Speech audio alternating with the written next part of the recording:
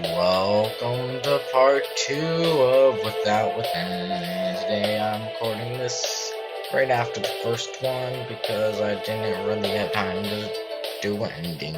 Giving up on Caligari would mean I have a waste of this time over nothing. Yet I lacked a gift pursuing might that might things tears without my eyes. I clenched my fists to hold them back. Speaking of tears, I heard a kid crying within the crowd. It looks like it was a lost kid in our hands. Some British shot him glance, but not offered him help. These really were horrible people. To cheer myself up, I told myself I would never want Caligars to be owned by people like that. I should help that kid and not be late to my job. Help.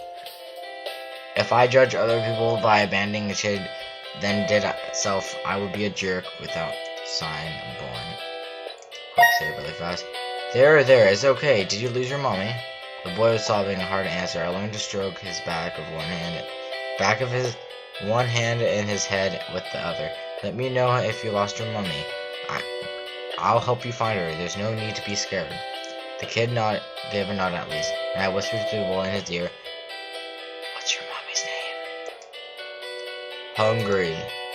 Her name is Hungry. The boy's tummy growled, and then I realized he meant, "Oh wow, how about I buy you a sandwich?" The kid nodded his head. "I want ice cream." "Hey kid, ice cream is more of a dessert actually." "I want ice cream." And so ice cream it was. Once for him, he nodded for me. The ice cream came out of my pocket. The money came out of my pocket, of course. I'm poor wallet. At least the kid could have eaten the whole thing rather than let it half melted on his shirt. "Jessie," the boy said the mommy's name. Jessie, called as I strode along the street. Now people stared at me more than ever. Enough to make me blush, in fact. Maybe I should have tried shouting Jessie at random at the time, so my categories. The sky turned orange as the time ticked by. Yes, I knew my shift started half an hour ago. Stop reminding me. A woman squeezed this crowd towards us. She ran past the red light, nearly getting hit by a truck in the process.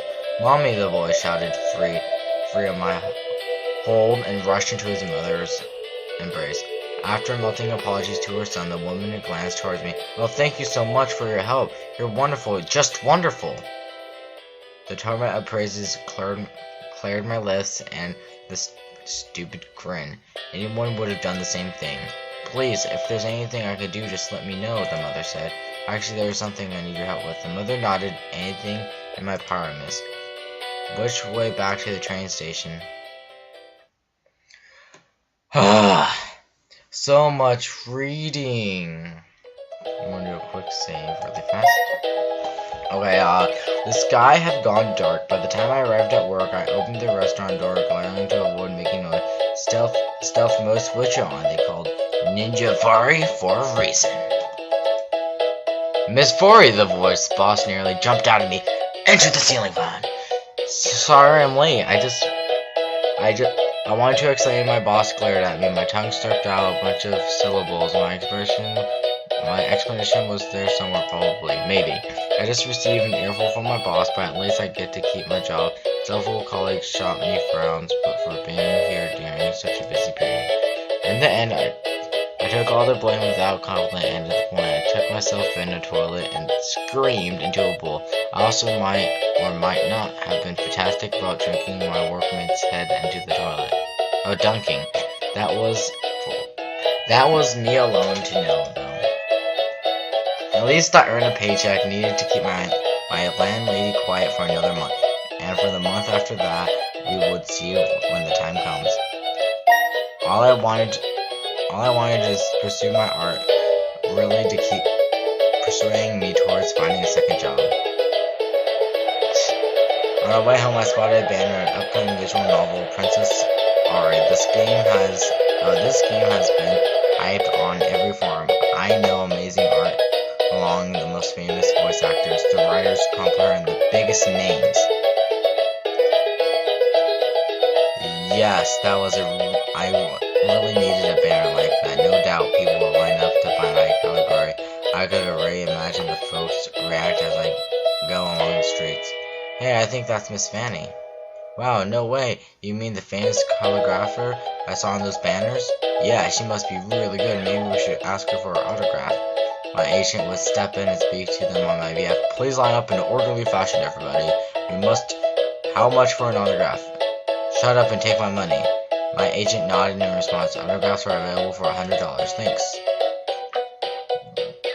That'll be $100. Thanks, the game shop owner said. Autograph cost twice what I predicted. I bought the game. I would have a little left for rent. I opened my wallet, hoping I might have more cash than I realized. It turned out I had less, actually. I hugged my head and keeping the storekeeper sign. His arched brows persuaded me into buying a game. I did ride 3 trains to get here, maybe as well up something. I told the shopkeeper how much money I had, and he shook his head. The store owner pulled out a different game from under the table. He brushed the dust off it, started to see the cover, the title, Sunflower War, some visual novel about the warfield. Copyright 1997. The bottom read, no wonder it was so cheap. Art by Enter Mouse, whoever the heck that was. And the front would fit perfectly in a kindergarten's classroom. I flipped out in the case and had these games supported to 640x480 resolution to remaining technology. The shopkeeper grinned. He must sense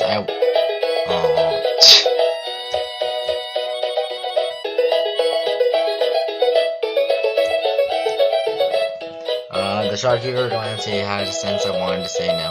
These stares made my palms stain and sweat. I ended up buying the game, dealing with the folks that always been a weakness of mine.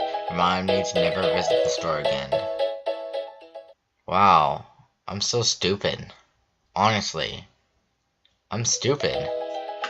With heavy stripes, I returned to my apartment. 0 calorie sales, late for work with rent topped off by blowing my cash on some game I had no interest in. What I really wanted to pay was Princess R, forcing myself to suffer anything else to just upset me more. Forget it. I bought more after shoving this game in my bed. I crawled into the bed. In the next few weeks, I tired over some of my categories, but all the books remained untouched. But I was trying presents and stepped out. Wait, my bed. I did make one sale. The one guy who said he needed a category to use as toilet paper. I had 0 passion left for category for picture taking. In fact, thinking about it fueled me with anger. That was no longer a career for me today that I chose. Bad ending. What? Bad ending? What? I hope you guys enjoyed this. Let's try to get good ending.